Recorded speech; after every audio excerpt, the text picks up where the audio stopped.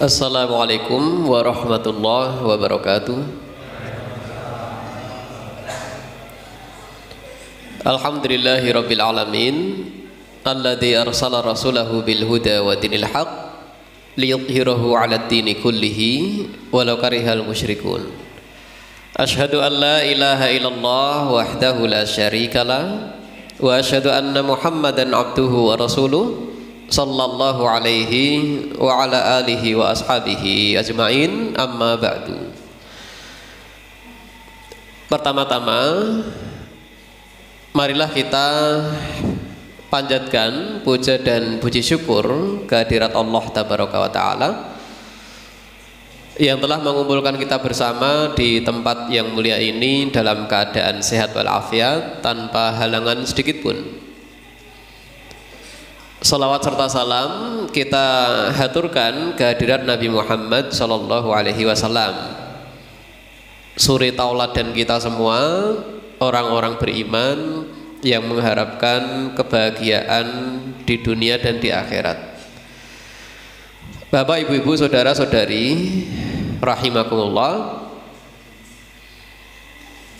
pada kesempatan yang baik ini kami akan menyampaikan tema keberkahan ilmu, gitu ya.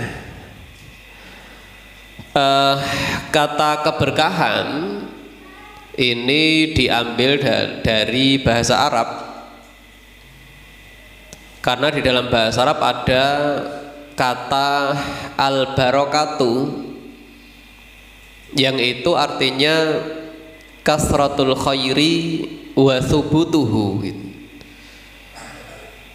Keberkahan adalah kebaikan yang sangat banyak dan terus menerus, sehingga sesuatu dikatakan berkah, maksudnya sesuatu tersebut kebaikannya banyak dan tidak putus-putus, gitu. Sehingga ketika dikatakan keberkahan ilmu, gitu ya, itu artinya ilmu kebaikannya sangat banyak dan sifatnya terus menerus.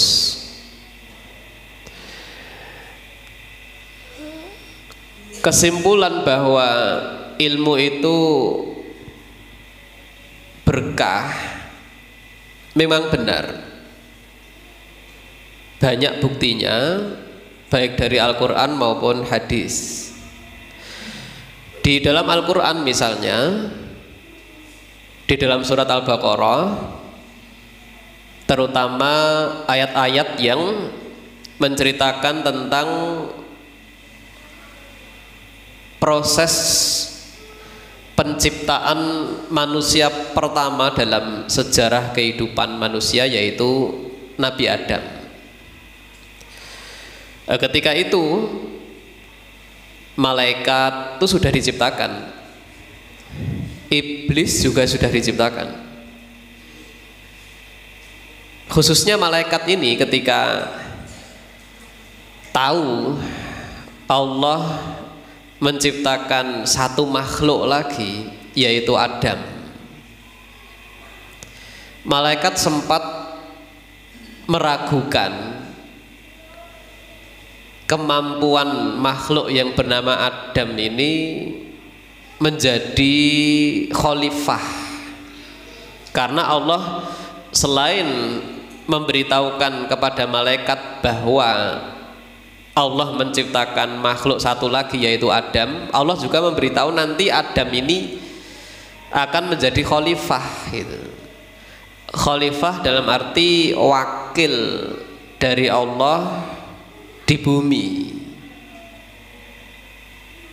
Nah, singkat cerita, Allah ingin membuktikan di hadapan malaikat bahwa Adam itu memang layak menjadi khalifah, wakil Allah di bumi dalam menegakkan keadilan, dalam melaksanakan hukum-hukum Allah. Nah, salah satu sisi kelebihan yang ada pada Adam yang akhirnya membuat malaikat mengakui memang Adam itu istimewa, layak menjadi khalifah, adalah kelebihan dari sisi ilmu. Dari sekian banyak ayat yang menceritakan Nabi Adam di surat Al-Baqarah khususnya, ada ayat yang berbunyi wa 'allama Adamal asma'a kullaha. Allah mengajarkan ilmu kepada Adam tentang nama-nama seluruh benda di alam semesta. Jadi salah satu sisi kelebihan Adam yang Allah tonjolkan sekaligus diabadikan di Al-Quran sehingga kita tahu juga adalah kelebihan dari sisi ilmu. Akhirnya malaikat mengakui, karena saat itu malaikat diperintah oleh Allah untuk menyebutkan nama-nama benda yang ada di hadapannya. Malaikat tidak bisa, tapi Adam bisa. Itu wa 'allama Adamal asma'a kullaha. Sehingga salah satu bukti bahwa ilmu itu berkah adalah Allah menjadikan ilmu ini salah satu sisi kelebihan atau keistimewaan makhluk terbaik, yaitu Nabi Adam. Ini bukti yang pertama itu. Sudah tidak ada kebaikan lagi yang mengungguli ini, karena manusia itu sudah merupakan makhluk yang paling mulia dibandingkan makhluk yang lain. Ditambah lagi Nabi itu derajat tertinggi dari golongan makhluk yang bernama manusia. Kemudian juga di surat Ar-Rahman, surat yang nuansa penyebutan anugerah dan kenikmatan Allah itu sangat terasa di surat ini. Ternyata salah satu anugerah dan nikmat kebaikan yang Allah tonjolkan di surat Ar-Rahman itu ya tentang ilmu gitu ya. Di ayat pertama surat Ar-Rahman Allah katakan Ar-Rahman, Allah yang maha pengasih. 'Allamal Qur'an, dialah yang mengajarkan ilmu tentang Al-Quran kepada manusia. Khalaqal insan, dan dialah yang menciptakan manusia. Bahkan Allah mendahulukan penyebutan 'Allamal Qur'an sebelum khalaqal insan. Padahal secara urutan itu ya orang itu tercipta dulu baru bisa belajar Al-Quran. Tapi kenapa Allah mendahulukan 'Allamal Qur'an sebelum khalaqal insan? Ya, sebagian ahli tafsir mengatakan ini Allah ingin memberikan pelajaran kepada kita pentingnya ilmu, terutama ilmu Al-Quran gitu. Jadi anugerah yang terbesar yang sudah pasti kebaikannya itu melimpah dan sifatnya terus menerus itu adalah ilmu, khususnya ilmu berkaitan dengan Al-Quran. Ini juga bukti bahwa ilmu itu berkah gitu ya. Khusus ilmu tentang Al-Quran ini sampai Nabi mengatakan khairukum man ta'allamal Qur'an wa 'allamahu. Manusia terbaik dari kalian itu adalah yang belajar Al-Quran dan mengajarkan Al-Quran. Dimulai dari belajar cara membacanya yang baik dan benar, termasuk belajar tentang isi Al-Quran. Begitu juga mengajarkan bagaimana cara membaca Al-Quran baik dan benar, termasuk mengajarkan isi dari Al-Quran tersebut. Sudah orang yang mengajarkan Al-Quran maupun yang belajar sudah mendapat predikat dari Nabi khairukum, manusia yang terbaik. Manusia sekali lagi itu sudah merupakan makhluk yang paling mulia. Ditambah lagi ini manusia mau belajar dan mengajarkan Al-Quran, sehingga ilmu itu memang berkah, khususnya ilmu yang berkaitan dengan Al-Quran gitu ya. Lalu bukti yang lain, contoh sederhana saja berkaitan dengan bulan Ramadan juga ya. Nabi pernah mengatakan tasahharu, makan sahurlah kalian gitu. Fa inna fis sahuri barokatan gitu. Karena sesungguhnya pada makan sahur itu ada barokatan, ada keberkahannya. Nah, lumayan banyak yang kita tahu ya.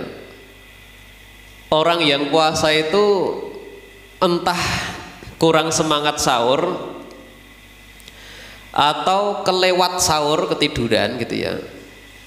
Karena dia berpikir ya selain sepertinya susah untuk bangun di waktu sahur, dia tahu bahwa sahur itu kan bukan syarat sah puasa gitu. Dia termasuk sunnah saja gitu. Atau mungkin ada yang sahurnya itu jam 12 atau 11 malam. Itu walaupun disebut sahur tapi tidak termasuk sahur dalam istilah syariat. Karena sahur itu ya waktu sebelum sholat subuh. Nah, orang yang tahu ilmu tentang sahur ini, ilmu yang cukup detail tentang sahur, bahwa Nabi itu menganjurkan sahurnya itu agak diakhirkan, bahwa Nabi itu mengatakan sahur itu mengandung keberkahan yang maknanya kebaikan yang melimpah dan terus menerus sifatnya, itu kan hanya akan didapatkan orang yang berilmu, terutama ilmu tentang sahur ini. Sehingga terbukti lagi bahwa ilmu itu ya memang berkah gitu. Terbukti dengan ilmunya dia bisa beramal dengan amal yang tepat, yang benar, sehingga pahalanya pun ya maksimal gitu. Sehingga bukti bahwa ilmu itu berkah, dengan ilmu orang mendapatkan pahala yang maksimal. Lalu contoh lagi berkaitan dengan Ramadan, khususnya Lailatul Qadar gitu ya, yang mana sering disinggung oleh para penceramah terkait Lailatul Qadar ini, khususnya ketika mendekati 10 hari yang terakhir. Karena memang ada hadis sahih yang mengatakan bahwa Lailatul Qadar ini ada di malam yang ganjil dari 10 hari yang terakhir gitu ya. Terkadang kita dengar pernyataan yang berbunyi bahwa Lailatul Qadar itu sekarang sudah tidak ada karena Nabi Muhammad sudah wafat, atau Lailatul Qadar ada tapi untuk mendapatkannya sulit sekali, harus begadang semalam suntuk gitu ya.